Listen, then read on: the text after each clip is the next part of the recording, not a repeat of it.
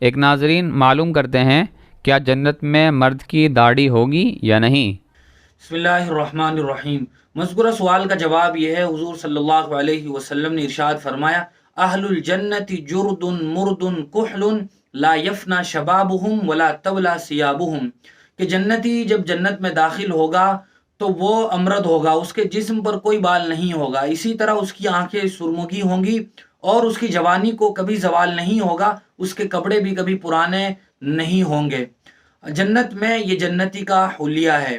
دنیا اور جنت کے احوال بہت ساری چیزوں میں بالکل مختلف ہیں، بلکہ حضور صلی اللہ علیہ وسلم نے ارشاد فرمایا، ما لا عین رأت ولا اذن سمعت ولا خطر علی قلب بشر، کہ جنت میں جنتی کو جو نعمتیں ملیں گی وہ ایسی ہوں گی کہ دنیا میں رہتے ہوئے آدمی نے نہ انہیں دیکھا ہوگا، نہ سنا ہوگا، نہ محسوس کیا ہوگا۔ اس کے علاوہ بہت ساری چیزیں ہیں کہ دنیا اور جنت کے لحاظ سے، آخرت کے لحاظ سے احکام مختلف ہیں۔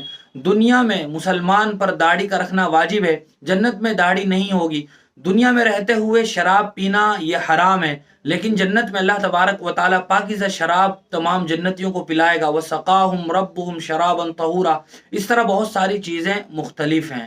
بہرحال خلاصہ کلام یہ ہے کہ جنتی جنت میں وہ امرد ہوگا، اس کے جسم پر ہی کوئی بال نہیں ہوگا، لہذا داڑھی بھی نہیں ہوگی۔